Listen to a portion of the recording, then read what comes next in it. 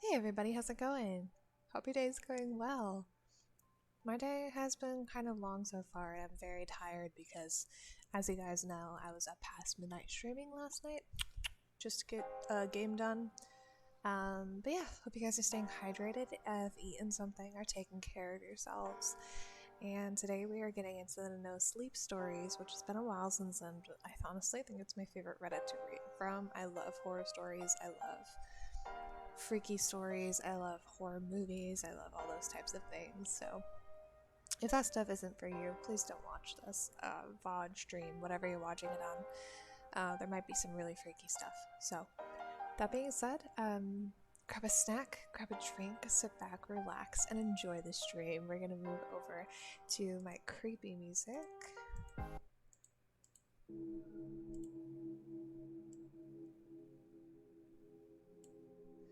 And move over to my no sleep background. Okay, so I already have it pulled up, so we're gonna jump right into it. I did the top posts of this past year because I really want to see some weird ones, and this is the one at the top from actually a year ago. As always, when doing these stories, I want to hear your thoughts in either chat or the comments if you're watching on YouTube. Always, I want to hear your thoughts, so let me know what you're thinking wherever you're watching this. I love interaction. So, this is called, has won a lot of awards on Reddit. This is called My wife has been peeking at me from around corners and behind furniture. It's gone from weird to terrifying.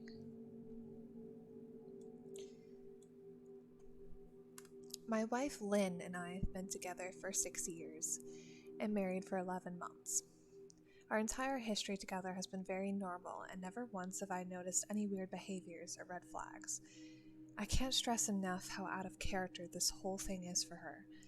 Lynn is very kind, intelligent, and thoughtful. She's always been the no nonsense type of person. Being childish or trying to scare me is not something she'd normally do. She doesn't even like watching horror movies. When we first started dating, she agreed to watch The Shining with me because she knew how much I loved horror. She was so scared that she didn't even make it through half the movie before we had to turn it off. She isn't into anything creepy and has never been into pranks. It's just not her cup of tea, and that's fine. And that's what was so strange about this. It's just so unlike her. She doesn't even like what. Oh, I already read that. That's my mistake. No ads. I but oh, shoot, guys, listen. I'm currently scouring to find a good ad blocker, so bear with me. But yes, I am looking. I am looking. I promise. It's not a skippable ad.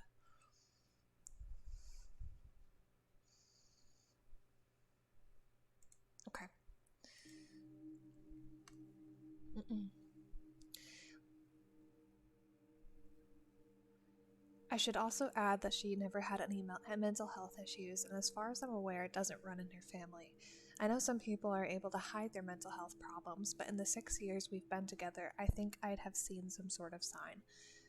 2 months ago, I was in the kitchen making myself some coffee before work. I was running a bit late that morning and knew I wouldn't be able to make it to Dunkin' Donuts for my usual morning fix. I took a sip of my coffee and hurried down the hall toward the front door when I happened to notice Lynn peeking at me from behind the corner, from around the corner ahead of me. I could only see her eyes and a strand of her long dark hair hanging against the wall. The rest of her body was concealed behind the corner. I nearly spilled my coffee when I saw her. I did burn the crap out of my lips. "Jeez, Lynn," I said, wiping a few drops of coffee from my pants. "You scared the crap out of me." She immediately popped out of view like a little kid that had been caught.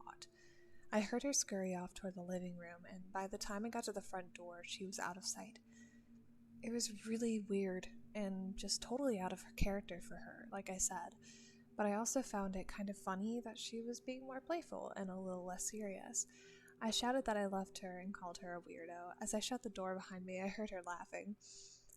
Her behavior was a bit odd, but it certainly wasn't something to call a priest over.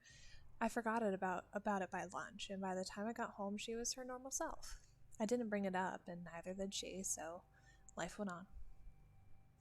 The next incident happened 3 days later. It was around 2 a.m. and I had woken up to get a drink. I was standing at the kitchen island, jug of OJ in hand, when I felt a strong feeling that I was being watched. For whatever reason, I looked down at the floor and saw my wife's face staring back. She was peeking at me from the other side of the island, staring up at me with wide, unblinking eyes and grinning like the Cheshire Cat. I screamed, I'll admit it. Not out of irritation, but fear. For some reason, at that moment, I was scared. At the sound of my scream, Lynn scuttled backwards out of my view, her hands and feet smacking the tile floor as she hurried out of the kitchen on all fours. What the heck? I didn't run after her or even yell at her. I just stood there, frozen in shock, wondering what the heck possessed her to do that. It took me a little longer than I'd like to admit to go back upstairs, but I eventually did. When I got to her bedroom, Lynn was lying on her side, asleep, or at least pretending to be. I stood there for a while, watching her breathing to be sure she was really asleep. I had the feeling she might jump out at me the moment I got into bed, but she didn't. I climbed into bed and didn't move. Her breathing was soft and deep, and I was starting to wonder if I dreamt the whole thing. The next morning, I waited for her to come down for coffee, and after handing her a mug and kissing her cheek, I decided to ask about it. "What was that about last night?" I asked her, keeping my tone light so I didn't offend or embarrass her. She frowned over her cup of coffee, shaking her head like she had no clue what I was referring to. "You were peeking at me again, from over there," I said, pointing to the spot on the floor by the kitchen island. She followed my gaze, and when she looked back at me, she burst out laughing. She laughed so hard that I couldn't help but join her. "You creep me the heck out sometimes, you know that?" I said. She giggled and set her cup on the counter and wrapped her arms around my neck. "You creep me out all the time, so I guess we're even," she teased. She didn't answer him, and that's freaking me out a little bit. We said our goodbyes and left for work. As I drove, I kept thinking about how creepy it had been seeing her grinning at me from behind the island like that. The sounds her hands made on the floor as she crawled away. I told myself she was just trying to be silly, just trying to join me in my love for all things horror. It's not like I was afraid of her, but it still didn't sit right with me. I started seeing her peeking at me more and more. Sometimes she'd be peeking out from behind the couch or living room curtains. Once she even managed to get inside her grandmother's old trunk that sits at the foot of our bed. I might not have even known she was there at all had the trunk's old hinges not given her away. She'd had the lid propped up just enough so only half her face was peeking through. She'd been grinning like an excited toddler. It was unnerving. I didn't even know what to say to her. All I could do was stare. When I finally found my voice, I asked her why on earth she was doing this. She didn't answer, but she had slowly closed the lid, shutting herself inside the trunk. I just walked away, feeling disturbed. I didn't understand why she was doing it, but it clearly made her happy. I just hoped she would tire of the game quickly.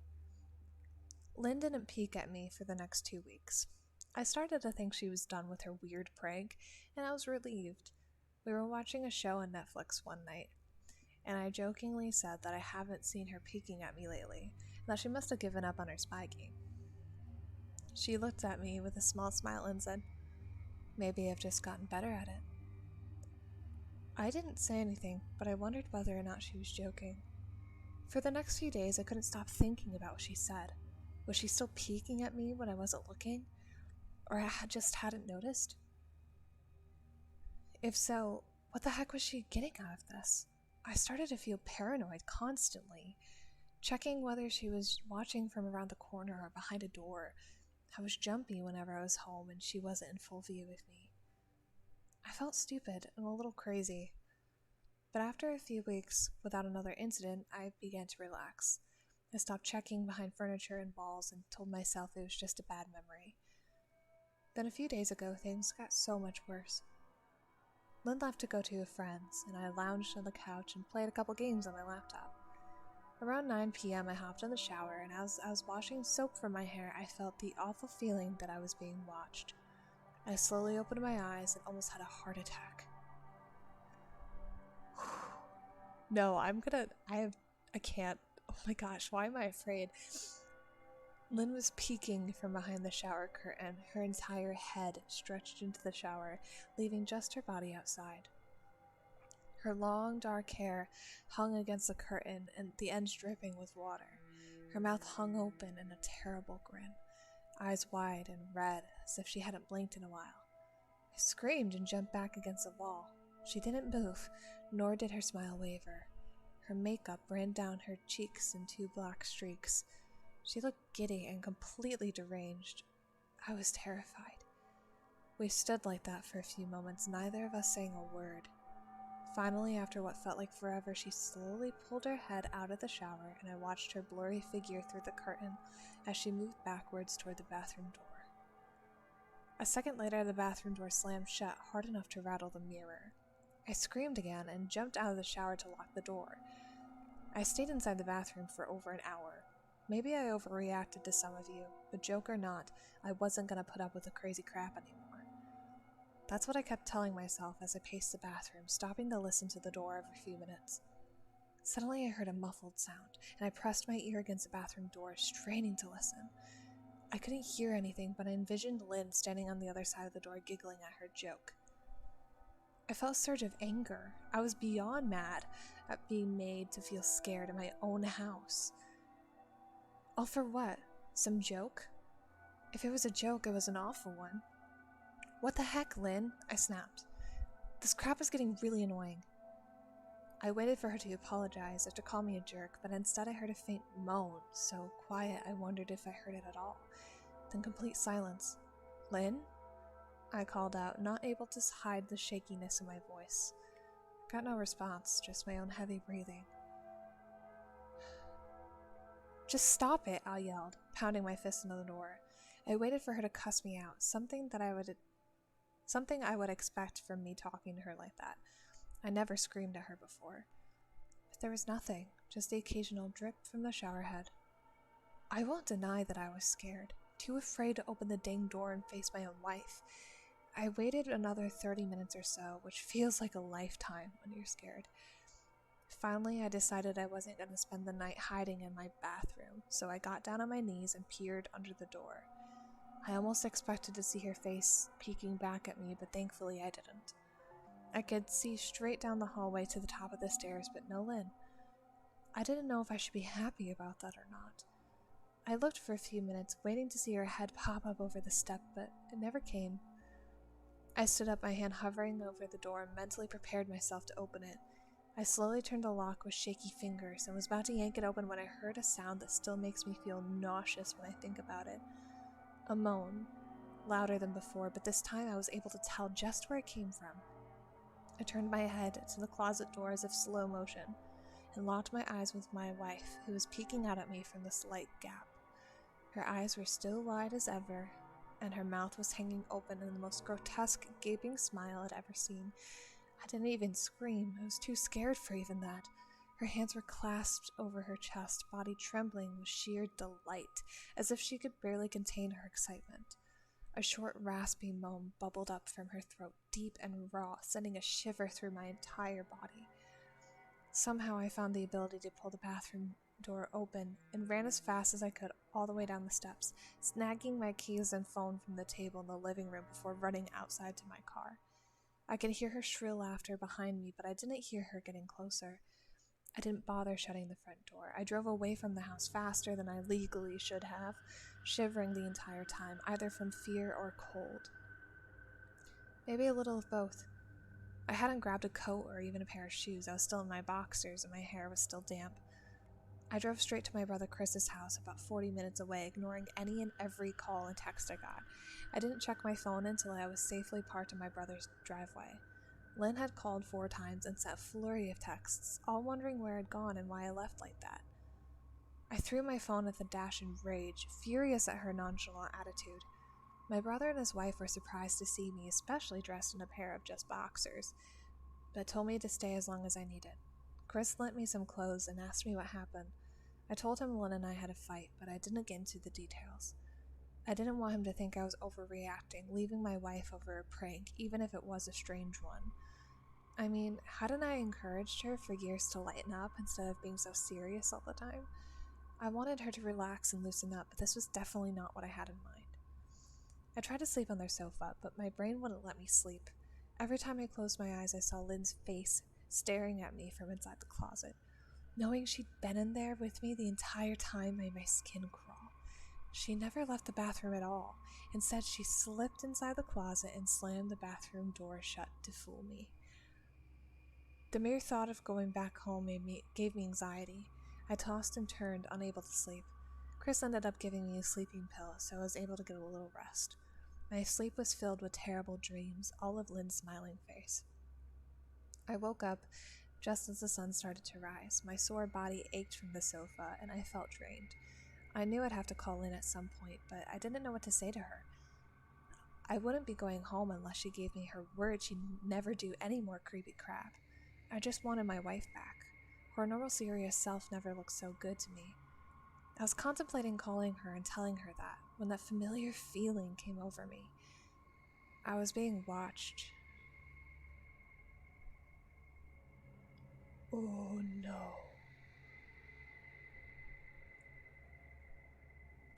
I'm sorry, I had to double check that he was still at his brother's house and he never mentioned going back to his house. Oh no. I was staring at the ceiling, my heart in my throat. I didn't want to look away, but the longer I ignored the feeling, the worse it got. My eyes drifted away from the ceiling almost on their own. Her face was pressed up against the window beside the couch, staring down at me with the same gaping smile. Drool dribbled down her lips, leaving 2 long streaks down the glass. I didn't know how long she'd been there, but something told me she'd been there quite a while, possibly all night. I didn't bother screaming, though I was afraid anger trumped any fear I felt at the moment.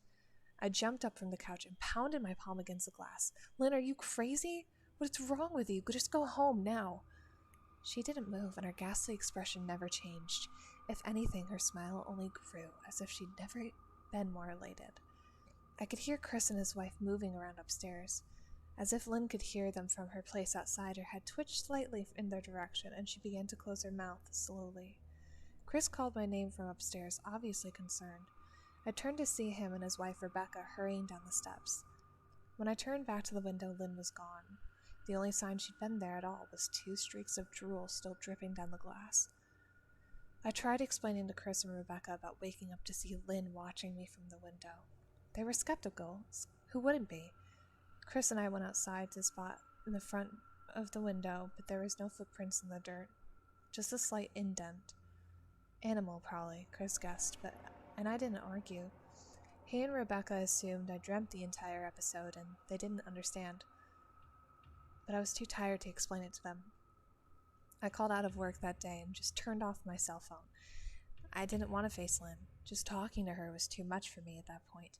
I really started to believe something was irreversibly wrong with her. That no matter what promises she made, we'd never be the same again. The thought saddened me to my core. I almost cried most of the morning. By noon, I figured I was ready to confront her, give her one last chance to explain herself. I could at least give her that after 6 years, I told myself. I turned on my phone and saw dozens of texts she sent, all from a seemingly concerned wife. Can we talk? I love you. Please call me. I'm really worried. Can you answer? Just come home. And more of the same. All texts telling me she loved me and she wanted me home, how worried she was. Not one addressing the crazy crap she pulled. Like she hadn't been acting like a character from a Stephen King book. Even her texts were different. She normally texted novels just to tell me to pick up a loaf of bread. You'd think she'd have more to say about her bizarre shenanigans. I know it probably seems childish to some of you who are miles away from the situation, but if you saw the way Lynn looked at me, how she scampered away on all fours like some wild animal, grinning at me from the inside of a closet like a lunatic, then I think you'd find my reaction was warranted. I ended up staying with Chris and Rebecca for another night. I didn't wake up yesterday until afternoon, and thankfully I didn't see Lynn's face watching me through the window. I don't want to pry, it's not my place. But is this fight something that can be mended? Rebecca asked. She made us both a sandwich for lunch, and I knew she wanted to breach the subject without seeming to be nosy. I don't know, she's like a different person, I said, choosing my words carefully. I still wasn't ready for her and Chris to know the full extent of the bat crap craziness I've been dealing with. People change, Ben, but she's still the same woman you married. Maybe you both need to talk through your issues. Whatever's going on, I'm sure it can be fixed, she said, ever the peacemaker. I think it's beyond that now. I don't think talking would help. I just don't trust her, I said. The words stung in my heart. I missed and loved my wife, but how could I live with someone like that? Living in constant fear didn't sound too appealing. Lynn loves you. She has to be absolutely crushed, she said. I don't know about that, I said. Well, she certainly seemed like it to me. I've never seen her so upset. Very much unlike the Lynn I know, Rebecca said, shaking her head sadly. It took a full minute for her words to really sink in, and when they did, I felt dread warming its way through my skin. Wait, what do you mean? You saw her? You saw Lynn?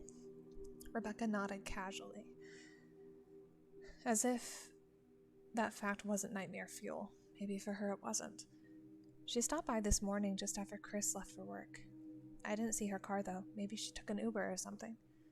Beck, what did she say? Did she come inside? No, she just asked if you were awake yet, and I said you weren't. I asked if she wanted me to wake you, but she said no. Just said to let you sleep. That's all? She didn't say anything else? No, she looked awful, though. Like she hadn't slept in days. I think you should call her. I felt a little bit better at the knowledge that at least she hadn't come inside. Still, I needed to double-check that the doors were locked. I sat for a while trying to figure out what to do next. I didn't want to go home, but I felt like I owed it to Lynn to help her if I could. Hadn't I sworn an oath to love and honor her through sickness and in health? Clearly, she was very sick. If she was sick, which I truly believe she was, I had to try and get her the help she needed. But I didn't even know where to start. I didn't want to call the police, and besides, what the heck was I going to tell them? That my wife was peeking at me? That she was being creepy? As bizarre as she'd been, she still hadn't committed any crime. Not yet, anyway. The police would have probably said I was overreacting. But this wasn't some prank. It felt wrong, dangerous even, like something sinister lurked beneath her smile. I knew as her husband I was well within my rights to have her committed. But what if she simply acted normal in their presence? She'd obviously been able to fool Rebecca into thinking she was just a concerned wife. As long as the doctors didn't find her a danger to herself or others, they'd have no choice but to release her after 72 hours. I felt lost and overwhelmed. So, I did what any husband in my position would do. I called her mother. I didn't want to, believe me. Her mother, Marianne, and I were never on the best of terms. We never fought or anything like that. She just wasn't a very warm person and wasn't really easy to get along with. She hardly ever smiled, when she did, only her lips would move into a thin-lipped smile, leaving her eyes as blank as before. She gave us this aura that felt like she was permanently on the offense. I'd only met her twice, and both times were for such short visits. I got the impression she didn't approve of me for her daughter. Lynn always ushered us out quickly, as if she didn't want me to feel uncomfortable, which I was grateful for. Being in her mother's company felt almost unbearable, like walking on glass. I was glad when we moved 3 states away, so we didn't have to see her often. I was happy to avoid the woman, but I needed her help. I really didn't want to talk to her at all, but I had to talk to someone, and someone who knew Lynn better than I did, so I grit my teeth and did what I had to. Yes? Marianne, it's me, Ben. Do you have a minute to talk? I'm in the middle of writing some checks, but if you insist, I suppose I can spare a moment. What is it you want to discuss, Benjamin? It's about Lynn. She's been acting strangely, and I was wondering if you had any idea whether there was something. I was quickly interrupted. It's a bit difficult to follow your rambling, Benjamin. What is it you want from me? I wanted to know if you'd ever noticed any odd behavior, or possibly any mental health issues. I'm not sure if this is one of your jokes, Benjamin, but if so, I don't find the humor in it. Now, I do have business to attend to, as I've said, so if you don't mind. Marianne, it's not a joke. I'm sincerely concerned about Lynn's mental health. Her behavior has been very erratic lately. I'm very worried about her, and I figured as her mother, you would be as well. If you're truly concerned, then I suggest you get the health professionals involved. I don't know what you expect from me. Please, if not for me, do it for Lynn. I heard a faint, shaky intake of breath, as if she were trying to hold her steely persona together but failing. Marianne? What's wrong?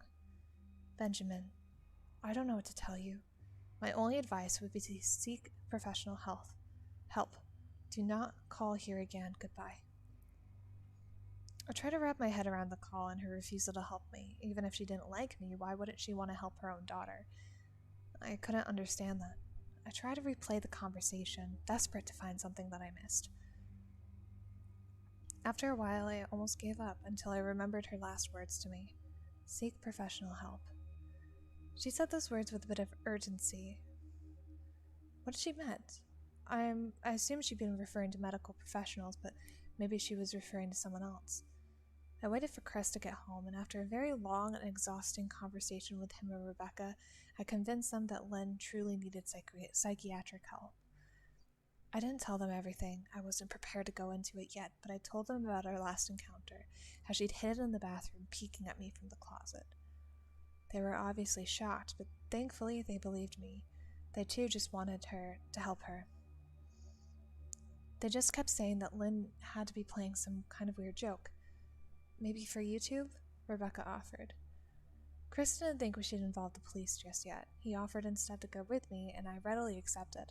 He reasoned that calmly talking to her, trying to coax her into going willingly, was the best recourse. I agreed to do it that way. At least I wasn't going into that house alone. The front door was ajar, and for a split second I thought we'd see her eyes staring through the gap. I was shaking and starting to sweat. Chris was fine, though. He waited for me to open the door, his hands in his pockets like he was going on a stroll through the park. I envied his ignorance. I pushed the door open and was immediately hit with a stench of rot. Chris smelled it too. What do you guys use to clean the floors around here? He mumbled. Shut up, I said, my eyes darting around for any signs of Lynn. The house was deadly quiet and dark despite being 10 in the morning. The curtains were closed up tight, refusing to allow any sunlight inside. If I hadn't left it just 2 days prior, I thought the house to be abandoned. We moved through each room, carefully checking any place she might hide, occasionally calling her name. Why are you looking under the couch? Chris asked. Aren't we looking for your wife? Just go upstairs, I whispered. He followed me up the stairs to check the bathroom and spare bedroom. On the way up, my shoes crunched over pieces of glass. I noticed that one of Lynn and my wedding photos had been hung on the wall along the staircase and been smashed. The frame hung crookedly, all the glass removed. I stared at the picture, a lump forming in my throat. We took the photo just after leaving the church, after saying our vows. She looked beautiful in her white gown. I looked at Lynn's face. I never dreamed her face would be a source of terror for me. We climbed the rest of the steps and checked the spare bedroom, but it looked completely untouched. I was hesitant to go into the bathroom, my fear from that night coming back to me all at once.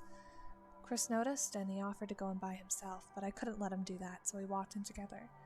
The bathroom looked as if it hadn't been touched since the night I left. I don't think she's here, Ben. Why don't you pack some clothes and we'll try coming back tomorrow or something, Chris said. I went into our bedroom and shoved some clothes into a duffel bag. When I checked inside a closet, I came across the source of the smell and I gagged. Chris took one look and lost all the color in his face. I gazed down in shock at what lay in my bedroom closet. Soaking into the rug were at least a dozen eyeballs, all carefully laid out in pairs. Some were as large as a quarter, while others were as tiny as a marble. I stared down at the eyes she'd collected from small animals and wondered how she'd gotten them, and I shuddered at the thought. Man, I thought I had a bad Rebecca's shoe addiction. Your wife's in here collecting eyeballs, Chris said. Ben, I think we should go. I'm getting nauseous. All right. I grabbed my duffel bag and shut the closet door. Who the heck lines up eyeballs in their closet like that? Chris mumbled. I tried to tell you she needed help. She doesn't need help, Ben. She needs an exorcist. You coming or what? Can't stand the smell any. His words died in his throat and his eyes grew with fear. I didn't ask him why. I could feel it. Someone was watching me. I turned around and my eyes scanning the bedroom. Gosh. I whispered, and finally saw what we missed. Under the bed, curled on her side, watching us with the excitement of a kid on Christmas morning, was my wife. She held her hands together just under her chin and they were shaking eagerly. Now that she knew she'd been found, I could hear the quiet noises she was making, a sort of hiccuping sound in her throat. Everything in me told me to run, but I forced it away. This was my wife. No matter how twisted, she was still the woman I married, and I had to help her. Lynn, I just want to help, okay? Can you let me do that? I took a step forward. I love you, Lynn, I said, taking another step. She let a tiny moan escape her wide open mouth, and I had to resist the urge to run. I crouched down so I could see her better and immediately saw the blood. Her hands were covered in it. Lynn, are you hurt? You're bleeding. She bobbed her head, her bloody fingers moving up and down as if playing an invisible piano. They occasionally grazed her chin, leaving smears of blood on her skin. I wanted to recoil in disgust. The smell that was coming off of her was revolting. Her lips were dry and stretched thin, blood seeping between the cracks. I knew she wouldn't come out on her own, but I didn't want to leave her in the state she was in. I scooted closer and reached out to her. The excited hiccuping sounds got louder, and her hand shook, fingers flexing. I could see the blood oozing from in between her fingers. Lynn, you're bleeding, I said. I reached out my hand to take hers, but before I could even touch her, her hand sprang out at me. A sharp pain shot through my arm, and I fell back on my butt. My arm burned, and I could see blood dripping down into the carpet. Her fingers clutched a large shard of glass. You alright in there? Chris asked. I turned my head slightly and nodded to him, cradling my arm to my chest. When I turned back to face Lynn, I saw her focus had shifted. She wasn't looking at me anymore, and she wasn't smiling anymore either. Her eyes were glaring at Chris. I got to my feet and began walking backward down the hall, afraid to take my eyes off of her. Are you bleeding? Chris asked. As the moment the words left his mouth, Lynn started fast scooting out from under the bed, the glass shard still in her fist. Chris, run. Go. He must have been too afraid to move. I felt my back bump into him. He was still standing at the top of the stairs. Lynn had crawled completely out from under the bed and stood in the bedroom doorway. Blood ran down her fingers and onto the floor. Lynn, Chris said, you playing hide and seek? I pushed him toward the steps. Move your butt, Chris, I said quietly. Lynn bobbed her head in fast, sharp motions and began to grin. I heard Chris mutter a prayer as he was running down the stairs. I stood at the top of the steps, stuck between the love for a woman who clearly needed serious help and self-preservation. I only want to help, I said. Her eyes focused on me once again, and she lifted the glass, holding it out in front of her. Then she started sprinting toward me, grinning with utter excitement. My body took over, and I flew down the stairs, skipping 2 or 3 at a time. I made it to the front door before I felt her leap onto my back, wrapping her arms around my neck, her open mouth next to my ear so that I could hear those terrible hiccuping sounds up close. I shook her off me, knocking her to the floor. I tore open the front door and bolted to my car. Chris was standing in the front yard, talking on the phone with the police. I didn't say a word. I just ran to my car and jumped in. Chris followed me, still on the line with 911. I watched a rear view mirror, sure I'd see her there, running after us, but I never did. I went straight to the ER and got 11 stitches in my arm and 3 on my back. The police asked a lot of questions and went to the house to search, but of course Lynn wasn't there. They advised me to stay with a friend or relative for a while, and to file a restraining order as soon as I could, but none of those things would matter. Somehow, I just knew. I dropped Chris off at home and went to a motel an hour away. I wanted to put as much distance between me and Lynn as I could. This is where I've been for the last 4 hours. I thought the police would find her. Maybe they'd get her the help she desperately needs. But now I don't think so, because 40 minutes ago I got a text from an unknown number, just 3 words. I found you. And a picture attached The picture was dark and grainy, but I instantly knew what it was. There was no mistaking my wife's eye. I started typing this out immediately after. I don't know what to do. I'm alone and scared. I can't help but feel that I'm being watched.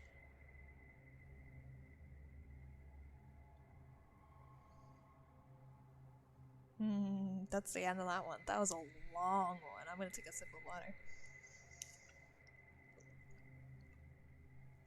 That was awesome. That was awesome. Whether it's real or not, that was awesome. This top comment here, the scariest line by far was maybe I've just gotten better at it. It made my heart sink. Me too. It gave me chills. Oof, the mental image of Lynn's face that my mind conjured up. Not loving that. Me too. It's been a long time since I've been genuinely spooked. You need to get the heck out, OP. Go to your mother-in-law's house and see what else she knows. She can't hang up on you in person. So Drew. Oh, someone commented underneath that. I think the wife creeped on her mother her whole childhood. Who wouldn't be a bit on the offensive if you had to raise a child like that? You'd never be able to sleep. It makes sense why mother-in-law acts the way she does and can't help her daughter. She's already tried.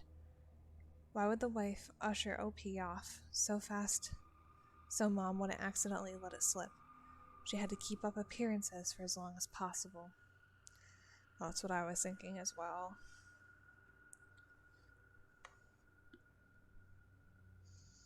People are saying he needs a priest. This one says throw the whole wife away. Funny. That was awesome. I'm gonna answer a quick text and then we'll find another one.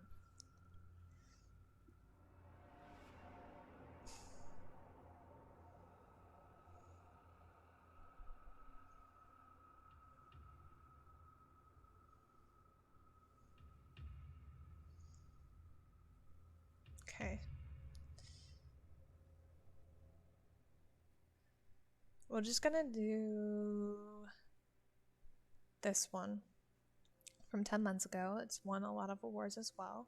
It's called My Husband Insists on Keeping This One Painting of a Woman. When my husband and I first got married and moved in together, we had a few fights on personal space, on chores, and on decor. Sip of coffee.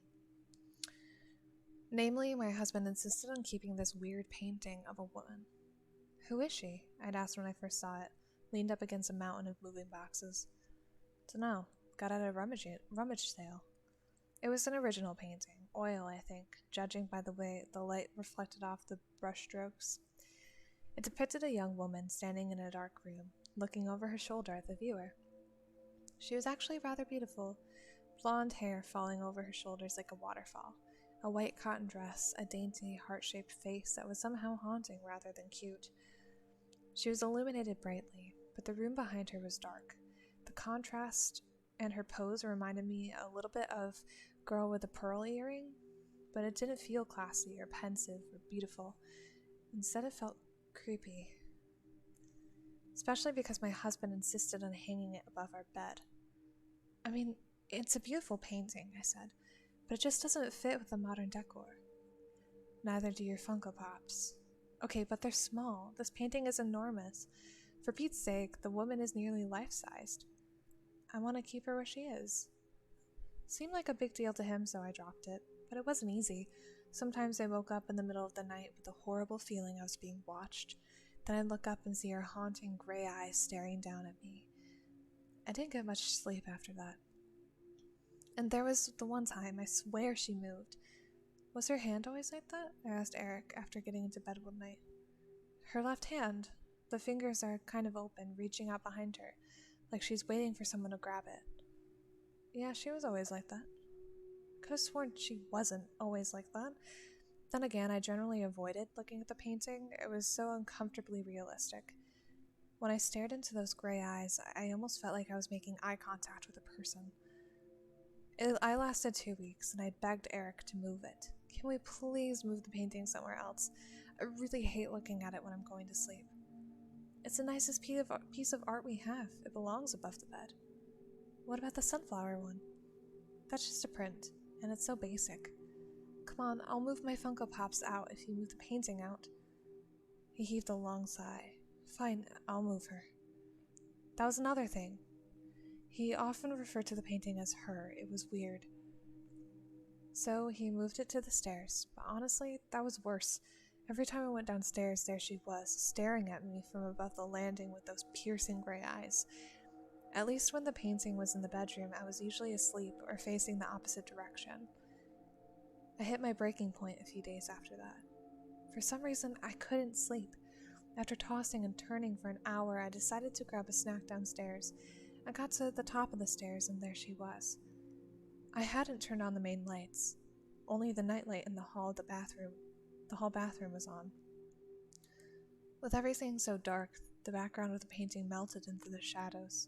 But the woman still stood out, her pale face and white dress. My stupid, sleepy brain interpreted it as an actual person standing there. I jumped about a foot in the air, and I would have fallen all the way down the stairs had I not caught the banister at the last second. Can we please get rid of that painting? I asked the next morning. Why? Last night it scared the frick out of me. I nearly fell down the stairs. She scared you?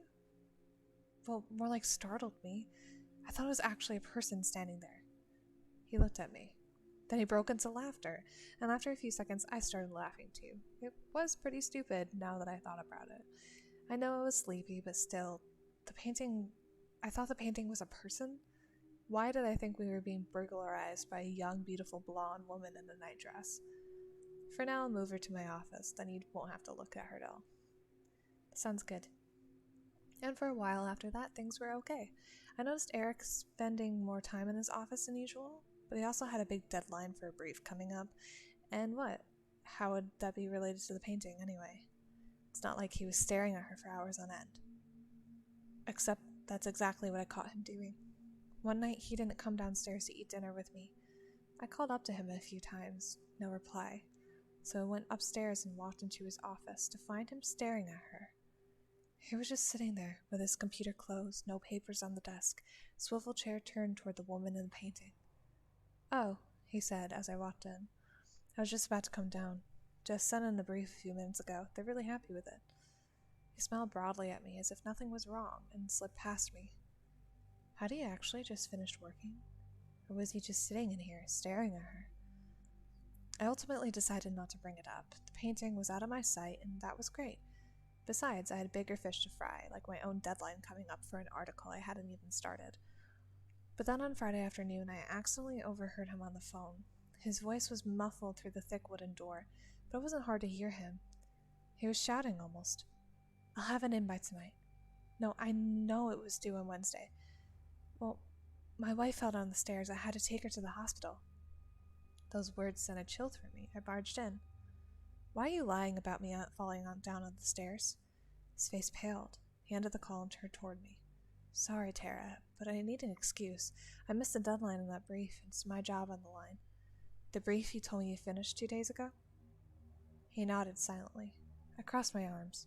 Look, Eric, your work is your business, but we spent like all of 1 hour together this week because you've been locked in here all day, every day. Because, are you even working, or are you just sitting here staring at her?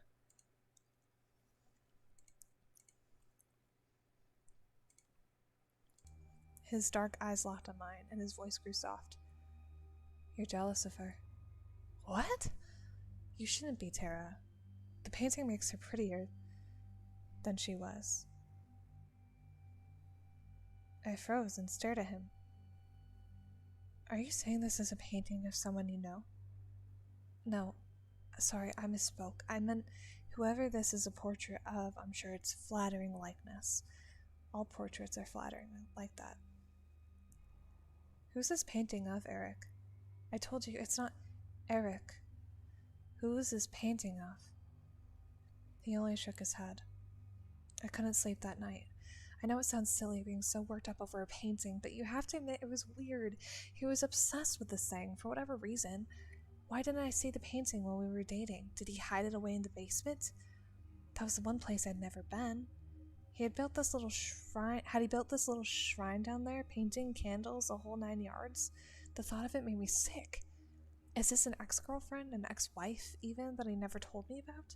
Getting a painting commission must have cost a fortune, especially a huge detailed one like this. I mean, as much as I hated that thing, it was clearly done by someone incredibly gifted. The glint in those piercing gray eyes, a small dimple on her right cheek. But clearly, he wasn't keeping it to appreciate the artistry. He knew her, and whoever she is, he's obsessed with her. Then I got the craziest idea. I sat up in bed, slowly and quietly, turned to Eric. He was asleep. Then I slipped out from underneath the covers, grabbed my phone on the nightstand, and tiptoed out of the room. My bare feet padded softly across the hallway as I made my way toward his office. Then I pushed the heavy wooden door open and stepped inside. The office was cold, much colder than our bedroom. Goosebumps pricked up my bare arms, but I didn't waste any time. I reached over, fumbling across the wall, and hit the switch. The light flicked on. The blonde woman stared down at me from the wall. Her eyes seemed to follow me as I took Eric's leather chair and dragged it across the hardwood. Once against the wall, I stepped up to it. We were staring at each other, face to face. I'd never been this close to a painting before. My face inches from hers, this close I could truly appreciate the detail. Each individual eyelash, painstakingly drawn, curving up from its follicle. Thread-like striations of light and dark gray filling her irises, her skin so pale and creamy, dotted with the tiniest pores. But I wasn't here to appreciate the artwork. I lifted my phone and took a photo.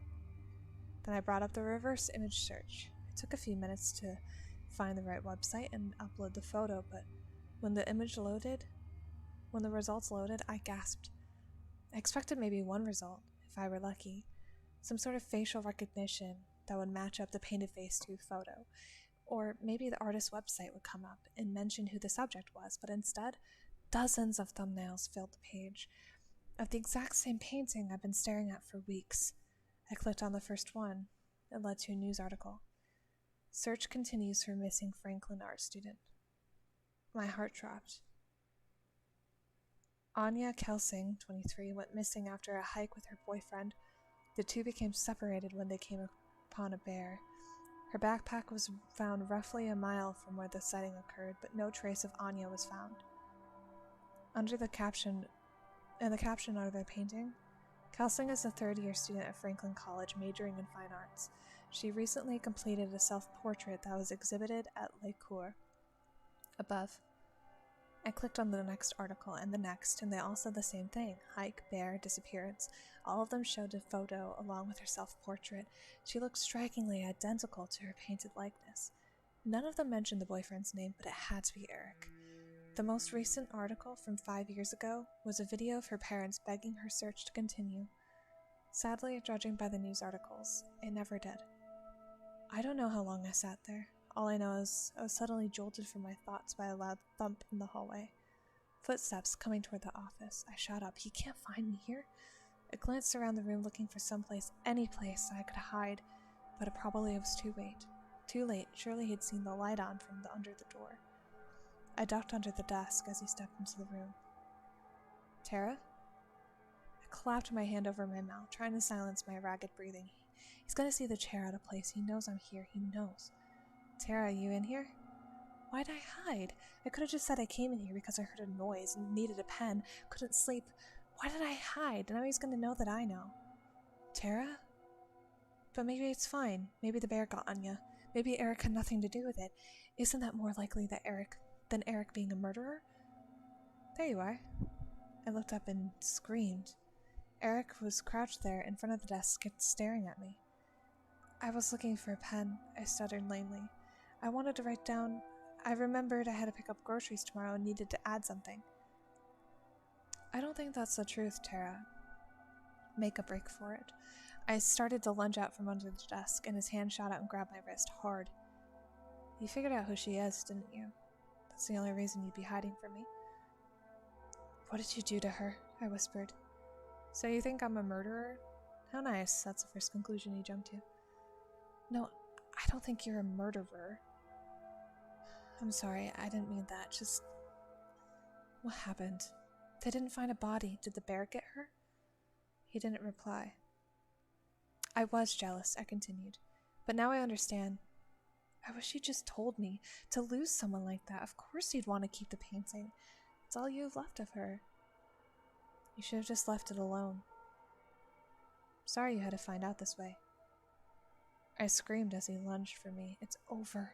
His hands were clenched tight on my wrists. Thump. A loud crash sounded behind us. Eric whipped around, and for a split second his grip released. I acted instantly, pulled free of him and ran, pivoting around the desk and racing toward the door. As I glanced back, I saw Eric starting after me, but I also saw what made the noise. The painting of Anya had fallen from the wall.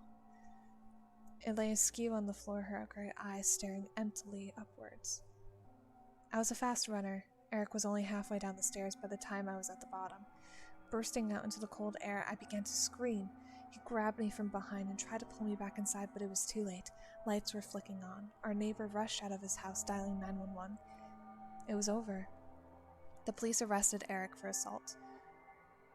And once I told them my story of his obsession with Anya's painting, they were able to search our house.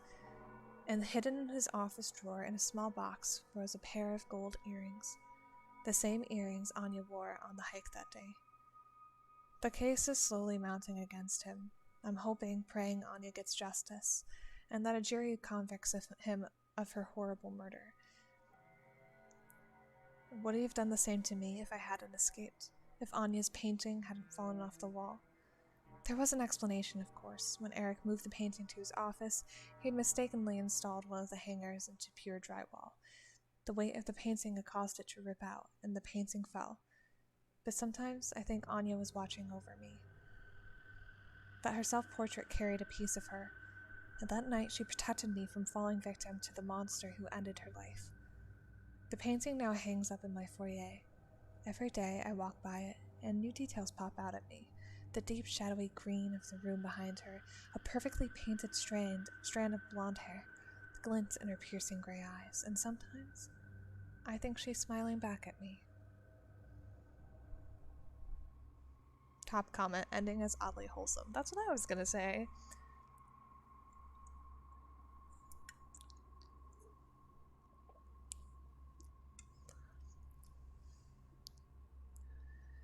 Wow, I didn't expect this to take such a wholesome turn. It's nice that Anya took care of you that night.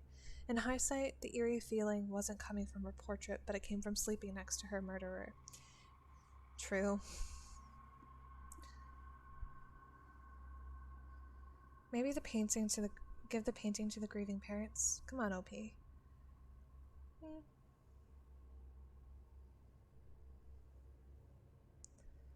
I love that the painting gets a nice ending too. Girls protect girls.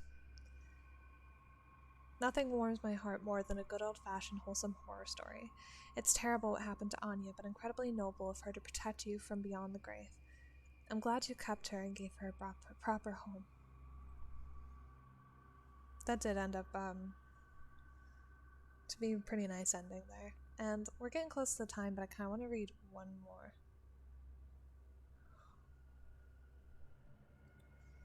This one is called My Missing Husband Came Home, but I know it isn't him. From 11 months ago. This one isn't nearly as long as the other ones, so we're going to read this one. My husband went missing 6 months ago. Just went out to work one day and never came back home. He went to pick up the milk. I'm sorry. That's a dark joke. It was a horrible shock to the whole neighborhood because things like that didn't happen often in our little slice of white picket fence suburbia. The police launched an investigation, and the neighborhood watch sent out for search parties, but no one ever found any evidence to indicate what happened to him. Our families were devastated. Recently, the missing posters have been taken down or papered over. The updates from the police became less frequent and dwindled away. I accepted that, hard as it was to admit, my Rick wasn't coming back. Until he did. A week ago, I was in the back garden watering my petunias when I heard the garden gate creak open. I jerked my head in that direction, and there he was. Exactly the same as he was the day he disappeared. Same windswept blonde hair and bright blue eyes, same curl to his pink lips. I was in shock. Our families had mourned for him, and yet there he was, standing in our garden like he just popped out for milk or something. When I asked where he'd been, he said he didn't know. He couldn't remember anything for the last 6 months. All our family and friends are beside themselves with joy. They almost can't believe it. But that's just the thing. I don't believe it. Look, I understand how crazy this all sounds, I do. Our families would never believe me, and I can't go to the police unless I want to end up in a straitjacket. But I just know that the main man sleeping next to me isn't my husband. I don't know what to do. I know I should be happy, but I'm not. I'm terrified. I don't know much about anything supernatural or paranormal. I don't even like watching horror movies, but something about this whole situation makes my skin crawl. Just let me explain why I'm so sure. Once I've done that, hopefully one of you will believe me, and you'll be able to tell me what to do. The morning after Rick came home, I made him a big cup of tea. When I handed it to him from the dish on the table... Oh, sorry, I skipped one. When I handed it to him, he gave me the brightest smile. When he took a sugar cube from the dish on the table and dropped it into the cup. Our house was in chaos with his return, and I was still in shock, so I didn't think much of it at the time, but it's been replaying in my mind ever since. I know it doesn't sound very significant, but my husband never put sugar in his tea. He was always adamant that it ruined the taste, and he'd get so frustrated if I ever put sugar in his cup by accident. And yet, this man had sugar. Then it was the golf. A few days ago, when he was out visiting his mom, I recorded a golf tournament that was showing on the TV. It was one of Rick's favorite golfers that was competing, and he never missed it. So, once he even skipped out on an anniversary dinner just to watch the championship. Only when he came home from his parents and I told him what I'd done, he just seemed unbothered.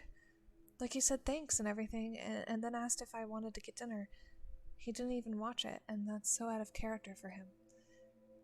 Then one night, I woke up around 2 a.m. and to see Rick's face inches from mine just looking at me with these blank eyes. I gave this nervous laugh and asked, "What are you doing?" And he didn't answer for like a solid 30 seconds. Then he smiled and said, "Sorry, honey. Sometimes I just can't believe this is real." Then he rolled over and went to sleep.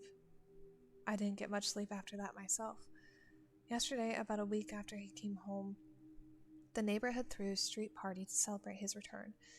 Everyone from our street and the streets on either side turned up to see him and tell him how happy they are that he's all right. When he wasn't standing with his arm around my waist, he was milling around chatting amicably to each and every one of our neighbors, even the little kids. Jackson, our next-door neighbor, Sally's toddler, wanted to play peekaboo, and Rick happily played along with a smile on his face. Now, my husband never did that. Rick always said he didn't like kids. That's why we never had any. So he never wanted to play with any of the neighborhood children. Especially not Jackson. Rick all but avoided him.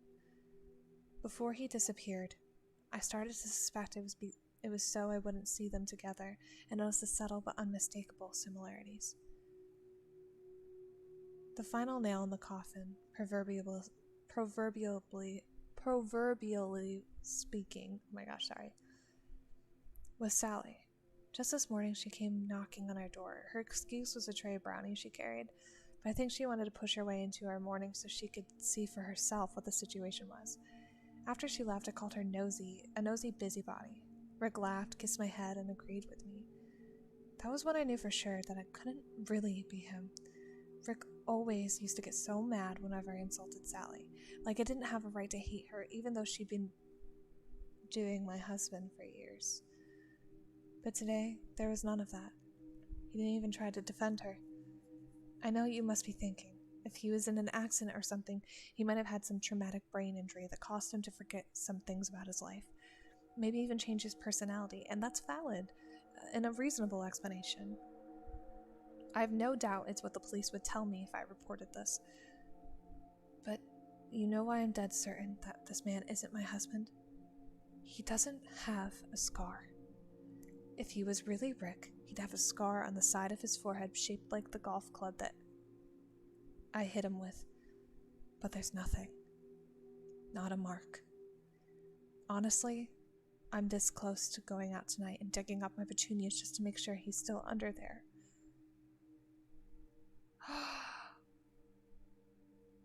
I don't know what I'm sharing my bed with, but I do know it's not my husband. So what am I going to do?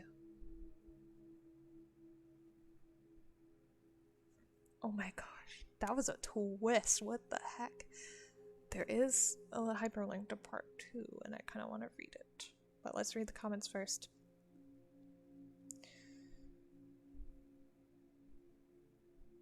That was a really, really great twist. You planted him and he grew back. Best thing you can do? Sounds like you should enjoy the nice new husband who doesn't have sex with other women. Maybe let him know you know he's not human, but tell him you're okay with it. Make sure he knows you're not the enemy so that you can have solidarity over the situation.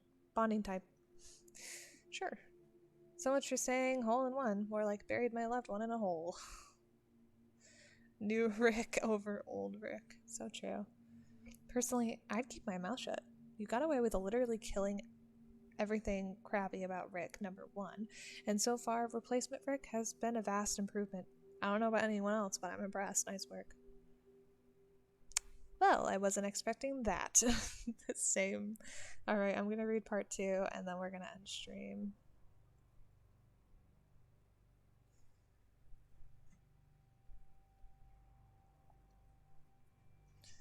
This one is also fairly short, so we're just gonna finish it off. Okay. Hi everyone, I wanted to thank you all for your concern and support, etc., etc. So I'll start with what we know. Okay, it's basically all the things we just read. So, for someone to have so confidently taken Rick's place, they would somehow... Okay, sorry, I got distracted. They would somehow have to be sure themselves that the real Rick... Okay, my sweet mate has a friend over, I guess, and they're being very loud. They would somehow have to be sure themselves that the real Rick would not return to complicate their plans, however innocent or sinister those plans may be. Whoever this man is who is calling himself Rick, he must surely know that Rick is dead, and if he knows that, I would bet anything that he also knows how. I've gambled with my life and my freedom before, and I don't intend to do so again. A couple of you suggested that Rick might have had a twin that, for whatever reason, I never knew about, or perhaps a doppelganger who saw his chance at more comfortable life and took it. Either of these seemed to me to be the closest to the realm of possibility, so they were the first theories I set out to confirm or disprove. A DNA test would surely be able to confirm whether this man is my husband's twin or something completely unrelated. Of course, I was hardly going to tell him about it. At best, he would refuse, and at worst, I didn't want to find out. So, about a week after my last post, I ordered 2 separate DNA tests, designed for finding one's relatives and ancestors, and had been delivered whilst Rick was at work. And then a few nights later, I waited until he was asleep, actually asleep, not half asleep and staring, and pulled out a few strands of his hair, not enough that would be noticeable in the morning, but sufficient amount to send away in a little tube to be analyzed. Much to my relief, he didn't wake up. I'm not sure how I would have explained it if he had. I sent the hair away to the DNA test companies, and they told me I'd have to wait a couple weeks for the results. And in those couple of weeks, things have gotten stranger, shall we say. See, I've noticed that Rick seems to... No! Never seems to eat out of his own accord. He'll make dinner for us both, but that seems more to do with when I mentioned that I'm hungry than his own desire to eat. He doesn't snack between meals. He never goes for a glass of water. I don't even think he takes anything with him to work for lunch. There's something else too. Rick's beard trimmer is still in the box, exactly where he left it 6 months ago, covered in dust and quite obviously unused, and yet Rick has been home for nearly a month and his beard doesn't seem to be any longer, even though he used to trim it twice a week. On top of that, when the staring has become frequent occurrence, and not just in the middle of the night. I catch him watching me during the day too, always looking away or laughing it off whenever I notice him doing it. I might as well tell you why I'm writing this now, because I can't make head nor tail of the situation anymore. The DNA tests came back in the mail this afternoon before Rick came home from work. I opened them eager to see who was included in the list of relatives, whether there's any names I recognized. Either way, it would answer my question, only I don't have an answer. All I have is more questions, because the first test came back as inconclusive, with a note from the company telling me I had to send them a viable hair sample in order for it to work. I didn't understand that. I'd cut the hair myself, after all.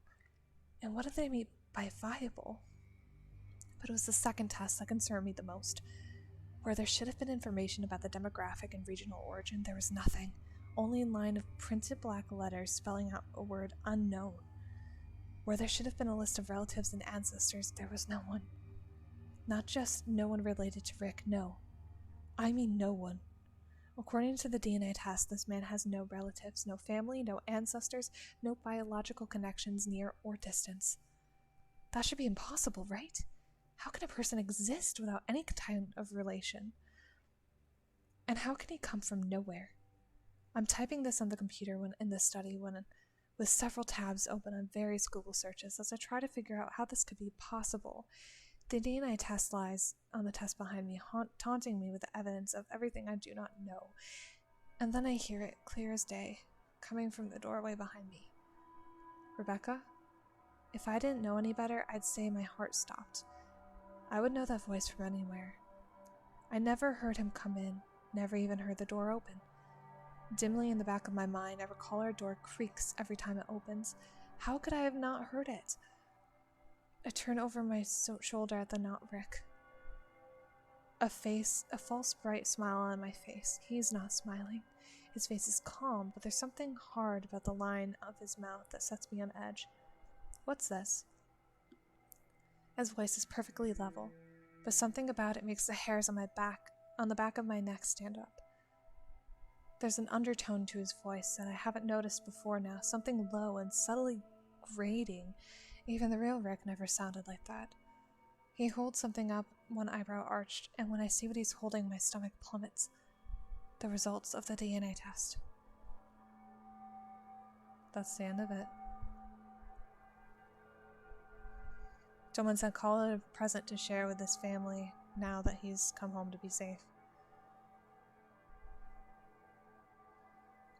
Girl, you might have to come completely clean here. Emphasize you don't mind him taking Rick's place and that he's a better husband than the original Rick for good measure. A little butt kicking goes a long way. You don't get DNA from cut hair. Have you ever watched Forensic Files? It needs the root on the end.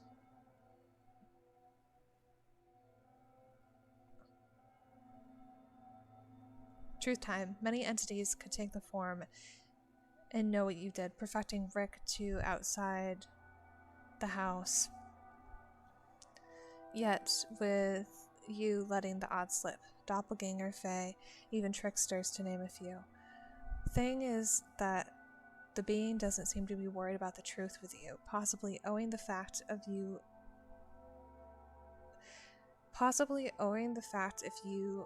out it, you out yourself. Explain yourself and work with it to something mutually beneficial. Perhaps this one would even be right for you once the wall is down. Just don't expect to know its true nature and ask for the rules.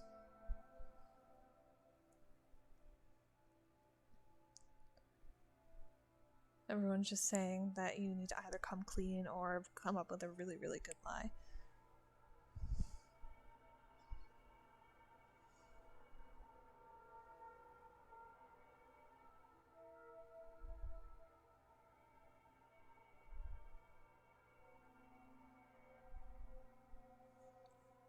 Interesting. That was a good one. This was really fun. My throat's starting to hurt from all the talking though, so we are gonna wrap things up, especially because I'm out of time. So let's move over to just chatting and change our music. The twist at the end of part 1 got me, I'm not gonna lie, but anyway, I hope you guys enjoyed. Thank you so much for watching. We're gonna see if there's any friends that we can raid today. While I'm doing that, if you're watching on YouTube, please consider subscribing. It takes 2 seconds and it's completely free, so you can always unsubscribe later. Any friends that we can raid, it'd be really great if my dashboard would load.